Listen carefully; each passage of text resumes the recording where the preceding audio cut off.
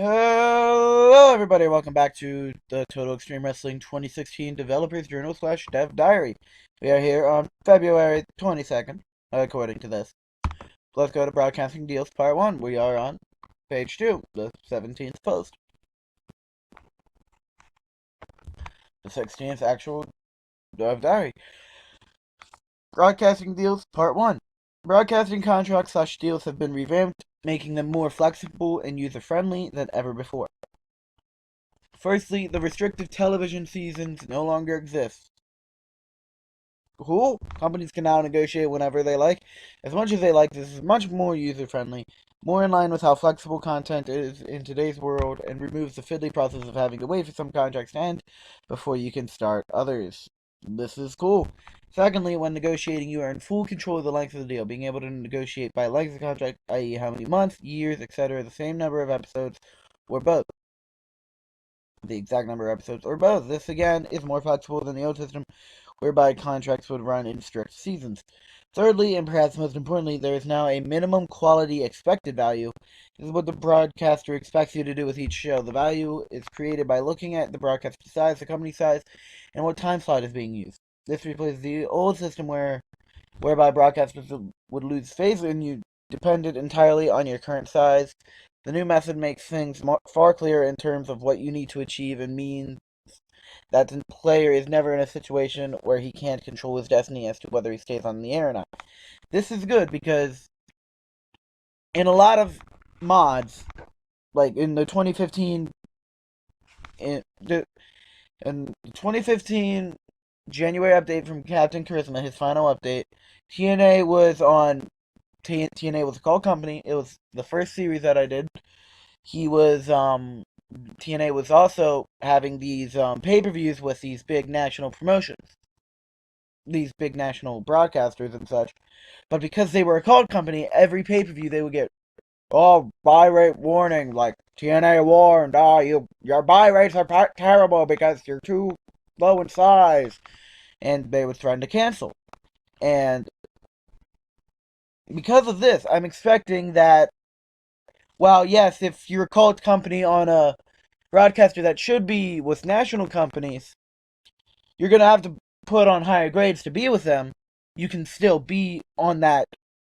You can still be on that broadcaster, which is nice, because then if you accidentally fall because of importance, regional importance dropping, or you're US Pro and you fall to cult, and I don't know if this actually happens, but your broadcaster probably doesn't fall, warn you, because it's probably meant to be a cult, because, well, whatever.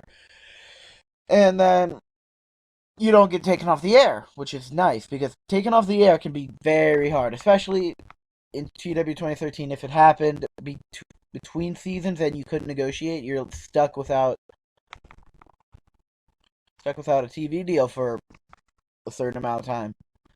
The way the minimum quality works, okay, well, this is advancing on that, works is whenever a company does a show that fails to meet the target, it will upset the broadcaster.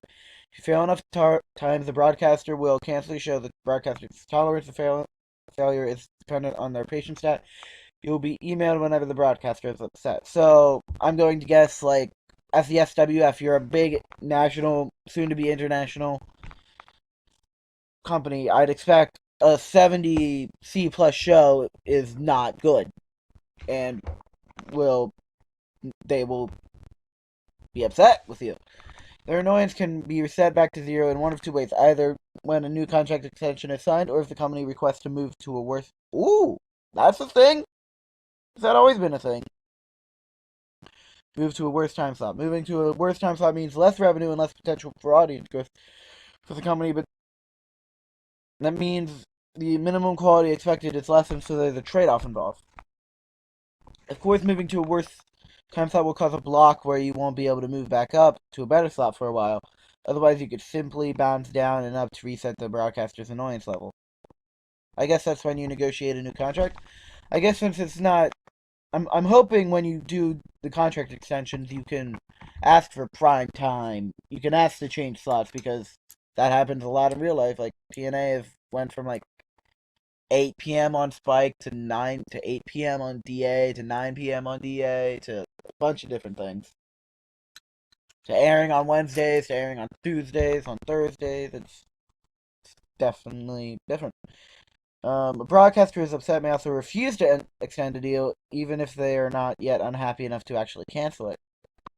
Makes sense. To add to the stakes, being kicked off air for failing the minimum expected quality test will also result in the company getting a stink of failure within the media community.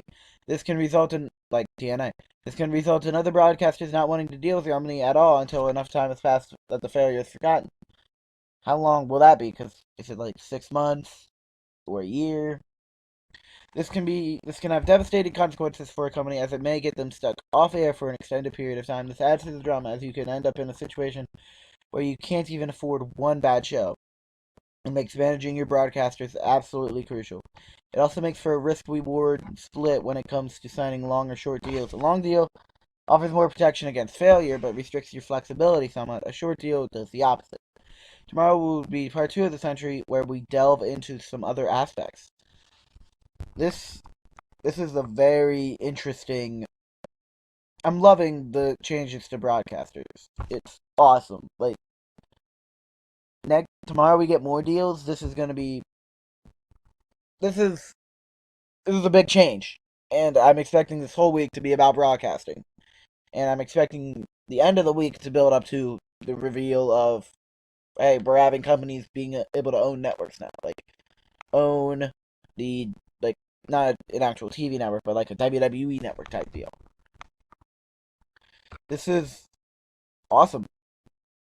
That's all I can say. This is awesome for the game. I'm expecting it to be. See, here's the thing. I mean, I personally love what I'm reading here. Don't know how well it's going to work in game, and this is going to be one of the things that could either make or break the game. If it's done right, the game's going to be great. If it's done wrong, I don't know if people are going to want to stay on TEW 2016. They might want to go back to TEW 2013. I hope that's not the case because I hope TEW 2016 is amazing. I mean, I know TEW 2013 is an amazing game already, but this is just adding more things. And I don't know how this can be bad. I'm really hoping it's not, though. Thank you guys for watching. Hope you all enjoyed. Please leave a like, comment, and subscribe. And I will see you guys in the next TEW 2016 Developers Journal / Dev Diary.